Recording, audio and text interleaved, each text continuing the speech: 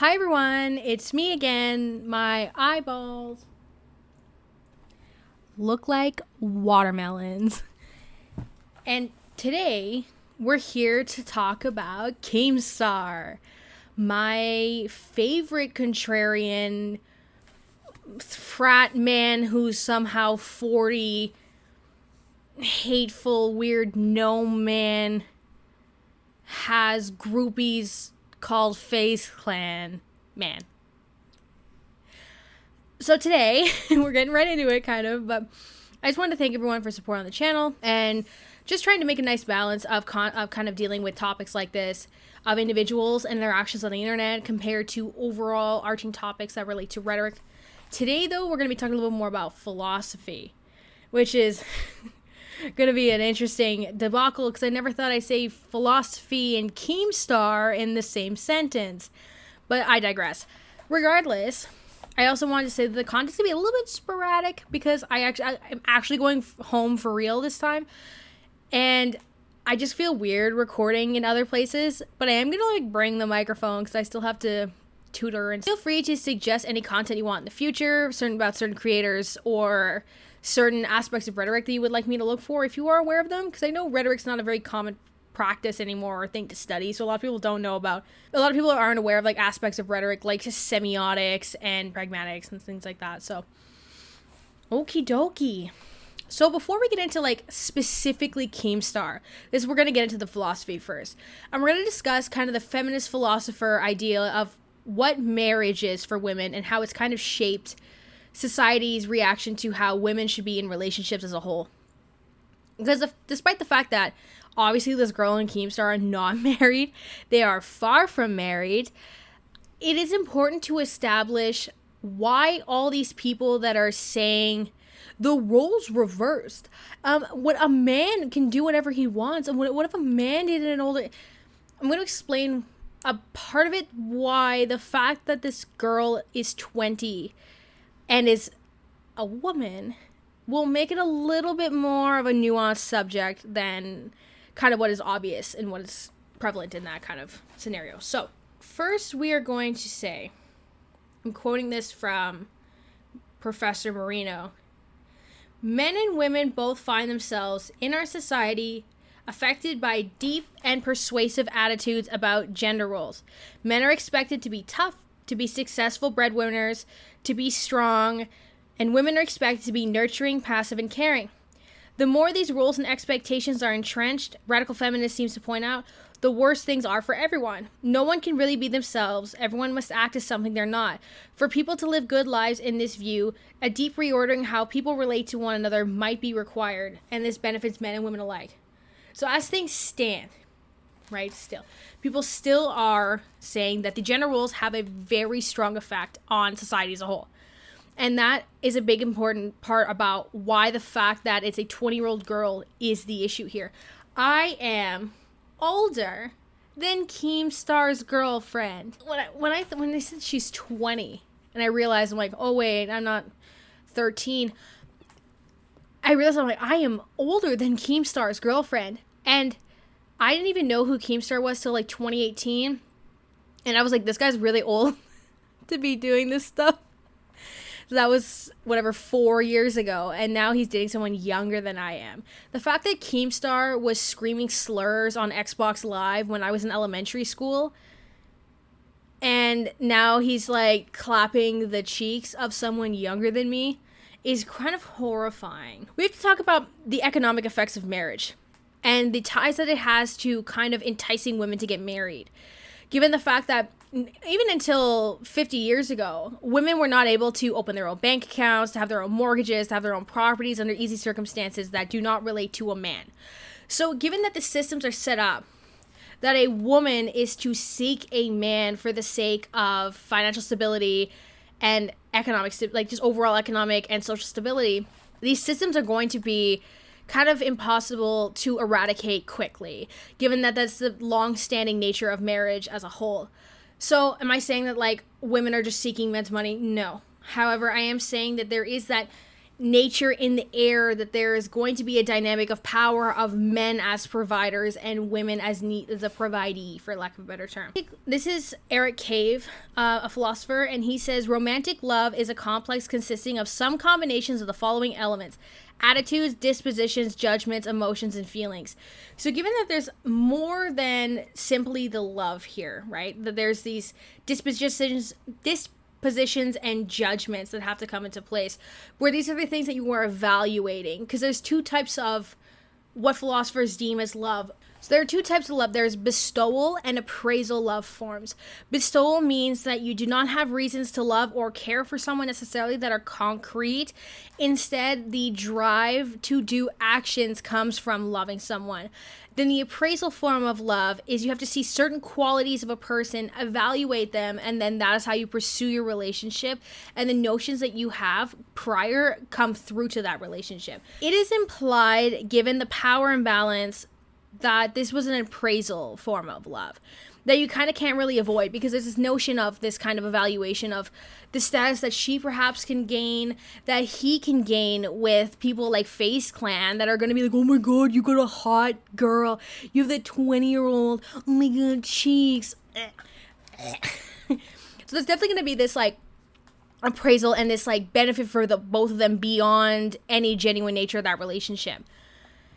And a philosopher named, with last name Card, it's Elizabeth, I think, but says, in a world without marriage, economic benefits could extend to everyone equally and marriage no longer be tied to security. Staying with one person for a long time could reflect the genuine choice. The way that there are certain benefits based off of certain systems of relationships and certain people, where in this case maybe not marriage, but you have that benefit from staying with someone in a position of fame, because then you can garner your own fame and perhaps make your own life based on the relationship, kind of doesn't reflect the genuine choice to do so. If there wasn't this notion of rich, powerful men picking up hot young women who aren't famous, that don't really have their own full support system, because she makes her own money. She's a waitress. Isn't like minimum wage in the United States, like as a waitress, is like what, it's like $3.50 an hour or something, like $2.80 an hour, and then it's like tips and stuff. It's like her own money compared to your own money. You make her like daily check in like an hour. So that's not a proper argument to come off of this with. So I'm saying is like these systems that in place, the idea that a man is to provide for a woman has these powerful men preying on these younger women for the sake of this power that they have over them, and the societal approval of these types of relationships. Because women have just been essentially institutionalized for provider relationships, is what I'm trying to say, like really long form. Now getting into Mom's Basement. This podcast made me enraged. Like, I legitimately don't understand this type of conversation. Like, how can you claim that you enjoy a person's company and you like them so much when you reduce them to essentially nothing except for a sex object on this huge platform? There are millions of subscribers between FaZe Banks, FaZe Clan followers, I guess, because like FaZe Clan's like a Twitch thing mostly, I think, and then reduce someone to this and then be mad when people are like, this is kind of gross. Nicholas Diorio, our favorite our favorite not our favorite anything, actually, I lied, anyways, says 500 women just found out what guy talk sounds like and are unhappy that people have referred to them as chinks. Oh my god, women are so sad that they don't find me attractive because I call more attractive women ugly on Twitter, and they're mad at me because I'm a misogynist and they actually like respect. The guy talk is sent out to millions of followers. They are reducing her to a level below that of an autonomous person for millions. Why do you not get it? People like being treated like people. If I called you a thumb, and I like would refuse to deem you as like to describe you as a person, I feel like you'd be mad. I feel like you'd be the first one to cry, like, oh, women, oh my god, women don't respect me. Women these days, bitches, am I right? The nice guys never get. Like, you need to understand that people want respect. Like, people want to be treated and talked about as people, especially on this, like, platform that you're putting out. It might be one thing to have gossipy sex talk with your guy friend, but when you're putting it out to a platform that people, especially for that poor girl, they're probably gonna try to find out who she is. There's no excuse. I don't understand the point of this, okay? Now, my biggest problem is at about 32 minutes, because Trisha Paytas mentions this in passing, but I think it hits different when you actually, like, hear it. By the way, Keemstar says he feels 25 for life. That's a big red flag. If someone says, I just feel young, I feel 25 for life. If you say these things, those are red flags. You're an almost 40-year-old man with a child, just got out of a 13-year relationship, and now you're, like, within weeks just blasting that you're sliding into new cheeks as a 20-year-old. Not only is he doing this, he's also showing, there's a point where he's like, let me just text you this. He's texting FaZe Banks something. FaZe Banks goes, wow, she has a really nice ass. So I'm gonna assume this is either a provocative picture or a nude picture. He says she's in the other room, but she's not in that room. They don't cut. They specifically say, let's not cut because I want to hear your actual reaction. And so there's no consent being asked on the thing. He's showing this right there. This almost 40-year-old guy, we'll just say his age, 39, because 39 is still gross to be dating a 20-year-old. This 39-year-old guy is showing his 30-something-year-old friend a picture in some way of this 20-year-old ass. To which he said, not a fan, and that he's also hooking up with other people. Just, so he makes it clear it's not a fan. FaZe Banks goes to ask him, okay, where'd you meet him? Well, me and Fusi met them at a fan meetup. I'm dead serious. I took her for a ride out. Oh man, is there something? Is it just you guys It could having be fun or no way? You're saying it could this? be. My fucking mind is blown right now. My mind is fucking blown. Wait, I'm gonna send you a text message just real quick. Just tell me what you think. All right. Cut the dead part. Serious? I'm dead serious. I'm dead serious. I took her for a ride out in the ATV and shit. I don't know. We've been having fun. This girl's got a nice butt. I know. This is fucked up. This is crazy. Did you fuck her in the mudding thing? No, we showered first. But like, you see those boots? Yeah. Do you see those little Dude, boots? this The girl's little fucking. chickens? Dude, this girl's pretty, Keeb. This girl's really fucking pretty. I know. I'm not gonna lie, I was sitting here thinking Keem might be like, you know what I mean, just fresh off. So here's my problem with this, obviously, is why the hell are you sending this girl's pictures? Like, it doesn't take it doesn't take an academic. Doesn't take a genius, doesn't take Einstein to realize that perhaps, given the fact that there's such a reaction, oh, dude, this is fucked up, that there might be like a, compromising image here, right? That girl might be perhaps naked, perhaps, not super clothed. They might be in the process of some stuff. It gets worse. This is where I lost my mind. See, we're good. I got some shit I want to talk about. I got some shit. He's like, we'll talk about your CryptoPunk sale, whatever.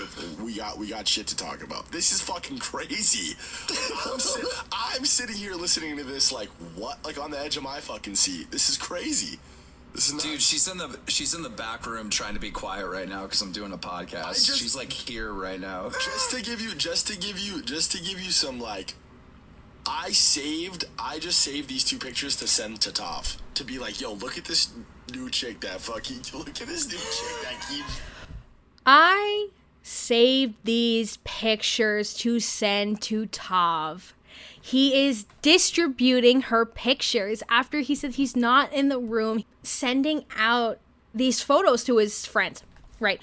So next we get into Trisha Paytas, because this is where it gets kind of interesting. Trisha Paytas has this podcast called Enemies, which is a spinoff of Frenemies, where she essentially just talks about people that she doesn't like and her enemies and stuff like that, which is fair because that's what she did on Frenemies. But she talks about the issues that she's had with when she was dating older men from her late teens to her early mid-20s.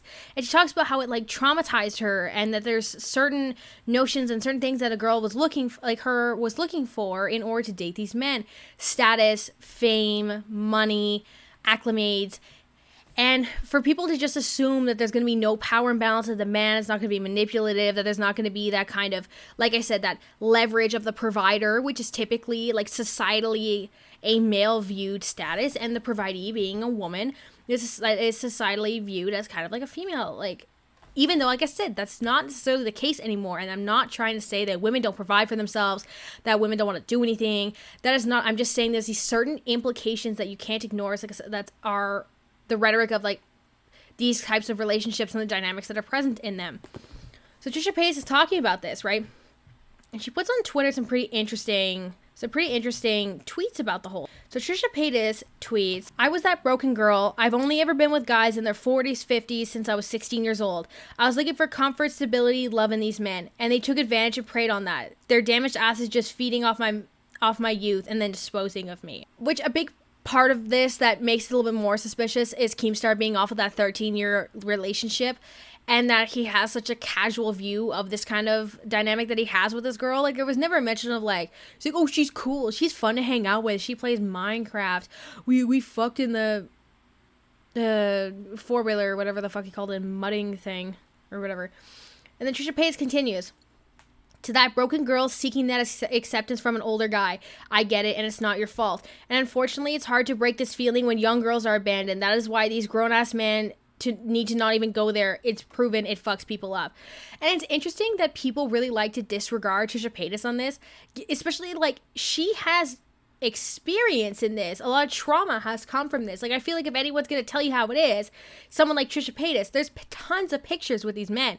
Like, you can't say that she lied. Like, they were never like even seen in the same room, because it's like, and then you look at the discourse around Trisha Paytas saying that this is like gross, and it's just showing the like blatant misogyny that doesn't help anybody and is inherently useless. This one pisses me off.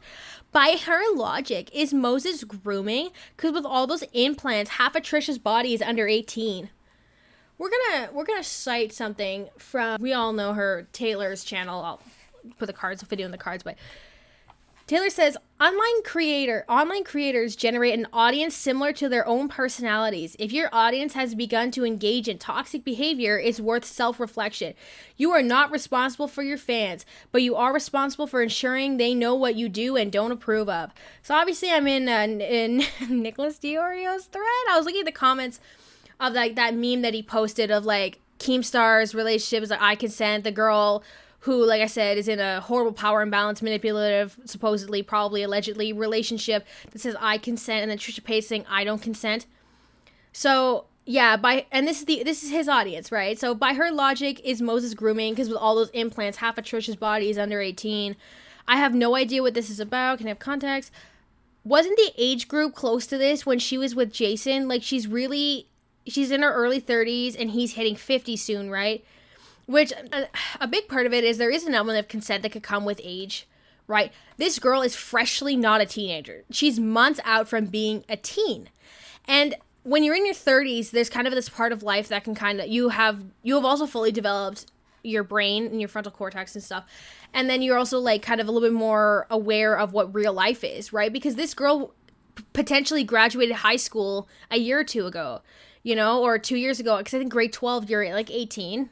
Quite a bit, right? I think. So yeah, like this is like, she's like a couple years out of high school. And I don't think you're a fully developed adult a couple years out of high school. And even then, I think a relationship 30s and 50s is kind of weird. Like, I just think that like when you have so much more life experience, it's like, what can you really relate on, Yeah, I don't consent to Trisha's fucking forehead. Is it time for people to infantize adult women so they can take shots at men again? I'm taking shots at men because men are being gross. She's probably upset that Keem didn't give her the Keem cock. And then Nicholas Diorio obviously says, if you get mad at Keemstar for dating a 20-year-old legal adult, you should probably market your OnlyFans porn to people 25 plus instead of 18 plus. First off, I don't understand what sex work has anything to do with this. Second, Trisha Paytas doesn't have a relationship with these people. Trisha Paytas isn't giving them money. Trisha Paytas isn't putting them on a pedestal of fame. Trisha Paytas is only giving a pretty much like emotionless service to them. Even relating thing, it's just so stupid. Like, there's a huge difference between someone that you live with or you have direct sexual contact with than someone on a screen. Okay, like these are the people that like know your family, know your friends, have your connections, know your emotions, know parts about your life. Trisha Paytas is just kind of sending booby videos. Like, this is a huge difference. Like, the audience is just trashing sex work for the sake of thinking that they have an opportunity to make a point, and it's such bullshit. It's so stupid. And I literally can't believe it. I'm honestly getting so upset because I just don't understand how any of this is a valid way to argue anything. Then we dive a little bit further and we get into Repzion, who replied to Keemstar. As I've been saying, not one attractive female has an issue with my relationship. Only the ugly ones do. You know, call me ugly. Keemstar fans, I welcome you. Call me ugly, please. Anywho, again, this channel's built on ways that people are, and Keemstar just deflects and projects and just picks on surface things. And like I said, I've mentioned this before, confidence above factuality. That's kind of how Keemstar kind of directs himself. He just screams. He's confident. He has a very direct persona. So people think that they could just like believe him off the bat and that what he's saying makes any sense and has any validity. What does ugly women have to do with the fact that you are putting yourself in a position to be a manipulator in a relationship, and you are putting this girl in danger both with your social media presence, your platform, as well as the audience that you've gathered. And like I said, I can't imagine if this girl breaks up with Keemstar, what will happen to her. If they figure out who she has the potential of getting doxxed, of getting swatted, people coming to her house, people yelling at her in the street, people giving her death threats. Like, there's so many things that could come with this relationship, and someone who's closer to him in age, has more life experience and can relate to him more, might be a little bit more aware of these repercussions that can occur. But no, they're just ugly. These girls that are criticizing her are just ugly. And then Repzion replies with that, or they can't get with someone who is a provider. This is what I'm talking about when I said that the societal rhetoric around women and around the relationships that they foster is the provider and provided kind of relationship. That the man is to provide for the woman. Because I know, like, especially in Western culture, these types of relationships have been a bit debunked a little bit more, but this is just proof, like, that's still prevalent. It's still something that people... Repzion has 777,000 subscribers. This man has a platform, okay? So, like, he's interacted with women, probably. I mean, he's always horny on the timeline, on the main, but, like, he likes sex work. Apparently not Nicholas Diorio's audience, even though Repzion likes Nicholas Diorio's stuff all the time. There's such a weird, like... with these, like, edgy men, there's such a weird, like, amalgamation of all the different audiences, their different views, and it's just, like, really kind of confuses me. But you're telling me a 20-year-old cannot consent to another adult. Why do you take agency away from women? Power dynamics are applicable when someone is being used to get something they want with fame. Not a hot take. I don't care about legal adults if they're consenting. So you're aware of the power dynamic, and you said it, and you've brought it up, right? And it's not taking agency away from women when you're trying to warn them that a man might take agency away from her through the power in the relationship. That's the problem, is people are worried about her agency in the first place. There's that, like, you're compelled to do things when you're under a presence of power. Like, if Keemstar has all this money, he can leverage it over her. If you go on these dates, if you stay with me for a few months, I'll pay your rent. If there's all of these objective things that can come up, and I know I'm talking about a lot of hypotheticals here, so that's what I'm saying. It's like a legend, you know. There's definitely this. That's what people are worried about when they're talking about these relationships, is her agency. They're not taking agency away. It's all of these men that, like, seem to, like, not really have, like, I think they're just mad that they can't get, like, 20-year-old girls from whatever, and then just, like, are just horrible to women as a result. If you are a misogynist, you are going to be kind of doomed to other misogynists or people who can't see misogyny that's present in society. So women don't like, I said women just want respect. It's really not that hard. It's really not that hard. Naturally, I got big mad. I said just because people have a problem with Keem doesn't mean they don't have a problem for other relationships that depend on older, powerful men who abuse money, power / platforms. Imagine if they break up, what Keem's audience would do. That's a huge imbalance. And then I said, can women consent? Yes, but these systems put outside pressure, not to mention that you can literally hear Keemstar text Banks a compromising picture of that girl, which Banks then sends to someone else. This girl is in a toxic situation in which many are worried for her. Because that's the problem too, right? Then these men are going to twist the argument that they're trying to take away her agency when they're just worried about her. And then people are bringing up relationships like, well, people are mad at Boogie, people are mad at Jerry Seinfeld, people are mad at Pierce Brosnan. Girl, all of it's gross. People have been talking about this forever, but there's never been like this reach via social media where people can voice these concerns. You're allowed to voice against things that you think are inherently problematic. Like, I don't understand this. Like, if it happened once, I can't know every single scenario of a problematic relationship and then list it for you. Okay? Just because I don't know about a relationship that was like this and I didn't direct it condemningly does not mean I condemn the action as a whole. That doesn't make sense. That's like, if, let's say, like, Repzion used to talk about, like, atheist kind of videos, right? So he's talking about problematic members of the church. Okay, then name every problematic member of the church. Like, you can't say, well, people didn't condemn this super specific example, thus you can't condemn any. No, I'm condemning this example, and in this example, I'm condemning the practice. Like, why is that so hard? I don't understand why people don't get that. Or not people don't get that, because lots of people get it, because the replies are just dragging this man's in the mud, and they're all women. Peace. Love that. Repzion really, really showing his colors, girl. Like, because it's weird, because like I said, the Gabby Hanna video was insightful that he recently made. It was quite good. Just to be like, there's no such thing. Like, because when you're saying that women can't be manipulated and enticed into relationships with manipulative men on the sake of power and money and influence, you're just like, misogyny doesn't exist. It does. It does.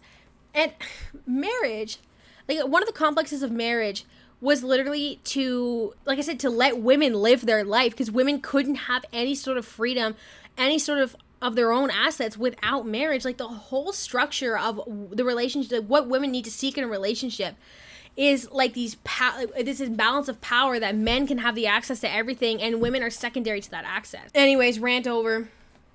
I hope y'all liked it. And I hope y'all have a good day. I'm just really mad. If you want me to make a part 2 about how this goes further or something, Keemstar Call Women Ugly compilation. I don't know. I hope you guys have a good day. I'm gonna wash off this watermelon face because I gotta go edit. And you guys have a good day. Bye. Fucking donkey! First name, Twat. Oh, Matt. My apologies. How can I help you? Pardon? Oh, you're my daughter's date. Oh, fuck me. Oh, wow. Could you excuse me for just one moment? Yes, thank you, sir. Wow. Fuck me. One thing I can tell you is that Tilly should have gone to fucking Specsavers because that boy's got a face like a dog's arse. What a shame.